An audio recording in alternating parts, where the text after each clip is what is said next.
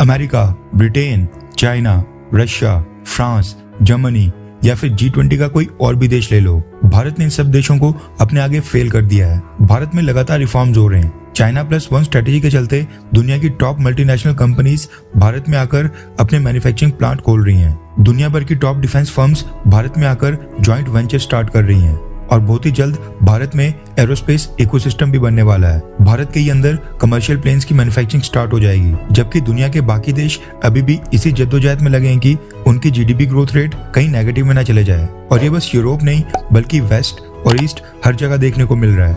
अगर आज की सिचुएशन देखी जाए तो पहले कोविड-19 ने दुनिया भर में इकोनॉमिक स्लोडाउन लाया। उसके बाद रशिया और यूक्रेन का जो ये युद्ध स्टार्ट हो गया था, उसके कारण पूरी दुनिया में एक फूड क्राइसिस आ गया था और मिडिल ईस्ट के देशों ने क्रूड ऑयल और नेचुरल गैस की प्रोडक्शन को कंट्रोल करके प्राइसेस को मैनिपुलेट करना शुरू कर दिया था, जिस वजह से दुनिया के अधिकतर देश आज की डेट में रिसेशन की कगार पर खड़े हैं और वो कोविड-19 से जो पहले वाला समय था उस लेवल के ऊपर भी नहीं आ पा रहे हैं। इवन चाइना भी इकोनॉमिक क्राइसिस झेल रहा है। पिछले साल चाइना का जीडीपी ग्रोथ रेट 3% था, जो कि बहुत ही कम ग्रोथ रेट है और चाइना जिस तेजी से ग्रो कर रहा था उसको देखकर तो इसको लो ही कहा जाएगा। वहीं पर भारत की बात करें तो भारत का जीडीपी ग्रोथ रेट पिछले साल 6.5 से 7% के बीच रहा। कहने का मतलब है कि इकोनॉमी के मामले में आज भारत की अर्थव्यवस्था उस लेवल के ऊपर पहुंच गई है जहां पर यह फर्क नहीं पड़ता है कि अमेरिका या फिर चाइना या किसी और वेस्टर्न देशों की अर्थव्यवस्था में वहां पर क्या हो रहा है। वेस्टर्न वर्ल्ड में बेशक इकोनॉमिक स्लो डाउन आ जाए, भारत की अर्थव्यवस्था उसके बावजूद ग्रोथ दिखा रही है एंड ये चीज सबसे ज्यादा इंपॉर्टेंट है,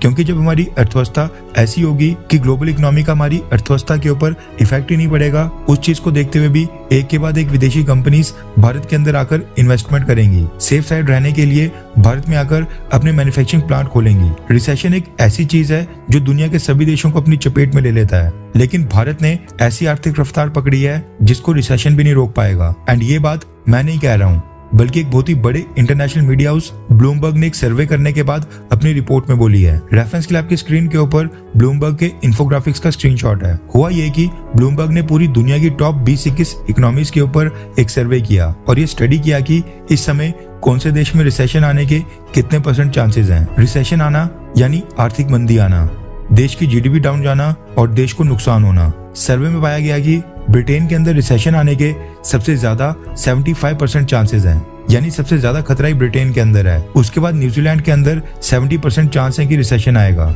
अमेरिका भी बहुत ही नाजुक स्थिति में है और तीसरे नंबर के ऊपर अमेरिका में रिसेशन आने के 65% चांसेस हैं। सेम इसी तरह जर्मनी, इटली और कनाडा, इन तीनों देशों में 60% चांसेस हैं। फ्रांस में 50%, साउथ अफ्रीका में 45%, जबकि ऑस्ट्रेलिया में 40% चांसेस हैं कि यहाँ पर रिसेशन आएगा। आप सोचिए कि रशिया के ऊपर इन सब देशों ने मिलकर कितने सारे सैंक्शंस लगा दिए थे। इसके बावजूद रशिया बहुत ही कंफर्टेबल पोजीशन के ऊपर है।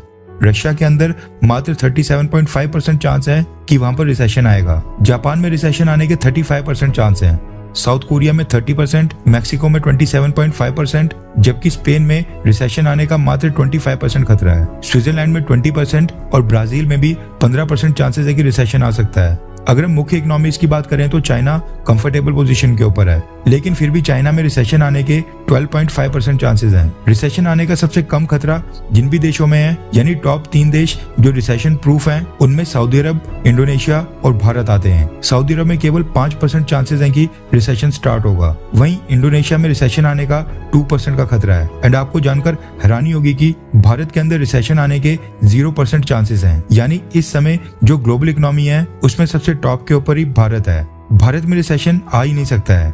आप सोचिए कि दुनिया की टॉप 20 इकोनॉमीज एक तरफ, वहां पर आर्थिक मंदी का दौर कभी भी स्टार्ट हो जाए, लेकिन भारत तब भी पूरी दुनिया में अकेला देश है जहां पर 0% रिसेशन आने के चांसेस हैं और भारत पूरी तरह से सेफ रहेगा, यानी रिसेशन प्रूफ रहेगा। खैर, वैसे आपको क्या लगता है कि देश की अर्थव्यवस्था के लिए जो हमारी वित्त मंत्री निर्मला सीतारमन मैम ने काम किया है, क्या आप उससे संतुष्ट हैं? क्या आप उनसे खुश हैं? हाँ या फिर ना?